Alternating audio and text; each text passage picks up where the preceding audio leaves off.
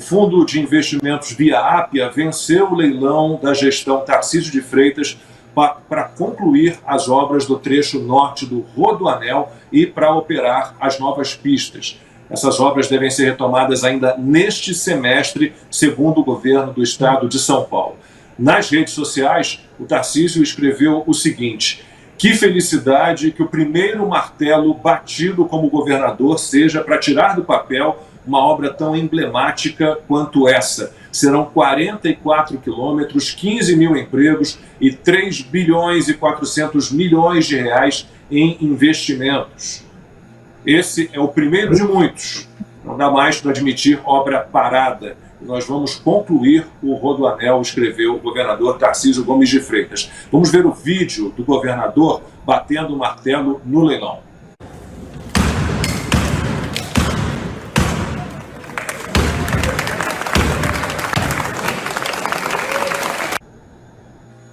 Ô Costa, vou dizer um negócio para você. É tão compreensível o jeito como o governador bate esse martelo, porque a guerra que a gente enfrenta desse pessoal dizendo que o Estado tem que investir, que o Estado é o fomentador de crescimento e desenvolvimento, essa guerra é tão pesada que quando se vence uma batalha dessa, tem que dar pancada dessa maneira mesmo.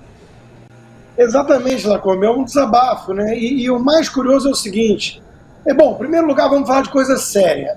O governo de São Paulo e o governo de Minas vão à contramão do governo nacional. E isso é uma boa notícia para os paulistas e os mineiros. Então, eles têm gestores mais pragmáticos, mais eficientes, não necessariamente entendem a guerra cultural, não são conservadores, são técnicos, apesar do que há notícias alvissareiras nessa frente. O Flávio pode comentar até melhor, mas o Tarcísio resolveu trocar um nome lá, tirar Paulo Freire. Então ele talvez esteja entendendo a necessidade de jogar também dentro desse fronte, né, desse campo de batalha. Mas ali é um desabafo, né? Chega um momento que você está indo remando contra uma maré muito pesada.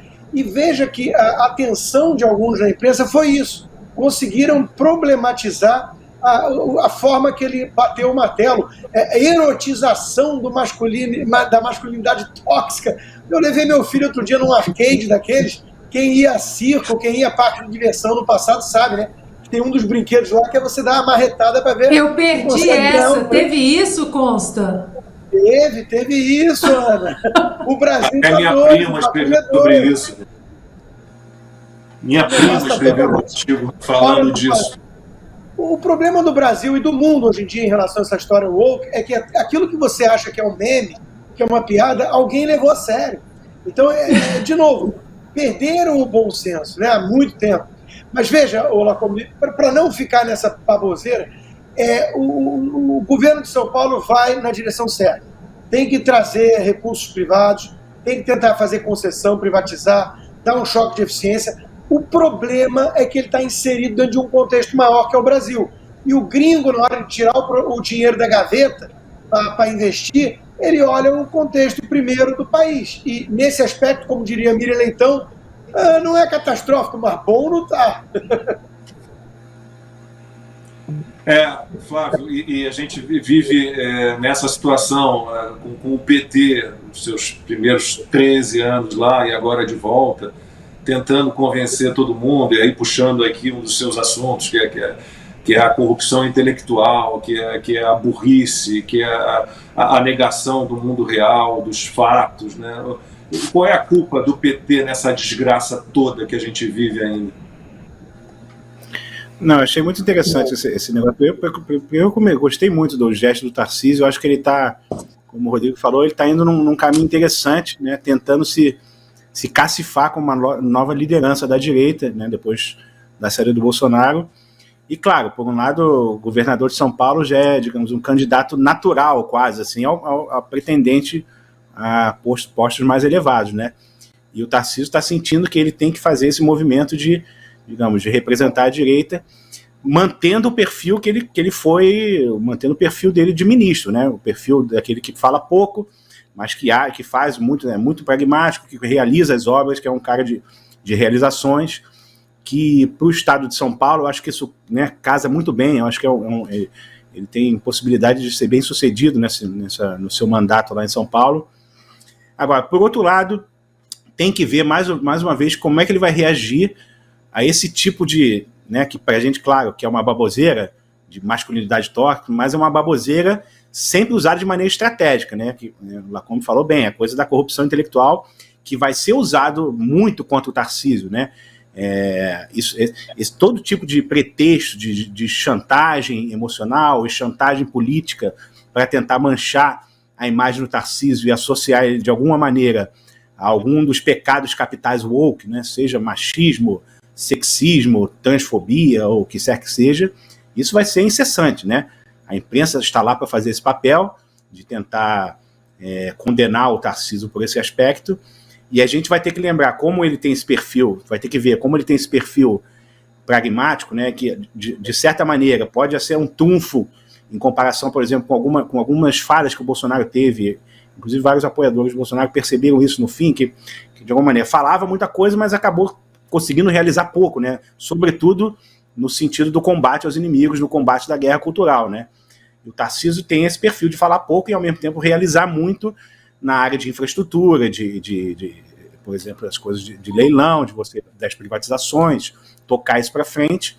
Mas, por outro lado, a gente vai ter que precisar saber como é que ele vai lidar, já que ele nunca se expôs dessa maneira, ele já nem gosta de se ver como essa maneira, como um conservador, como alguém que está na guerra cultural abertamente.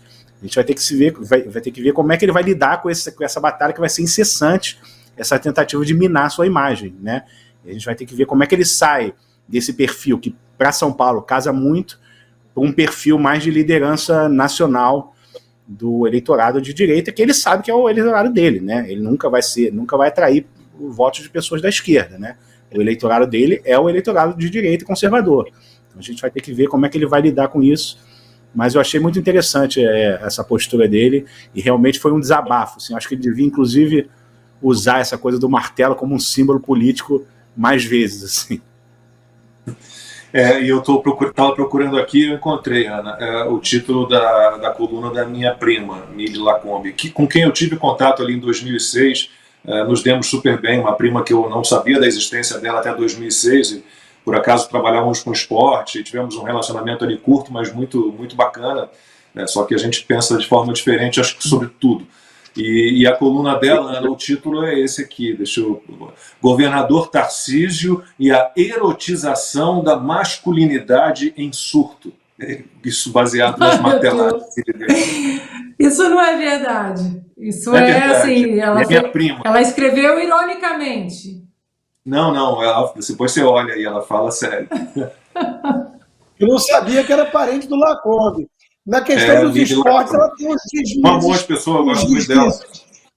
Ela tem uns deslizes bravos. Ela acusou o Rogério Ceni, se eu não me engano, de ter assinado uma coisa. Ele ligou ao vivo no programa para esculachar com ela.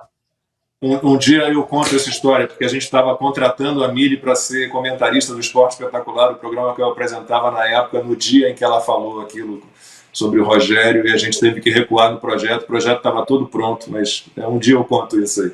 Mas engraçado o pick and choose, né? Como elas pegam só algumas coisas que são masculinidade tóxica, né? Mas, por exemplo, vem aqui na qualquer freeway às 2 da manhã se tem alguma mulher consertando alguma freeway aqui nos Estados Unidos, né? Só homem ali com a britadeira às 2 da manhã e dá-lhe trabalho consertando, né, as freeways para as madames passarem ali com seus carrinhos.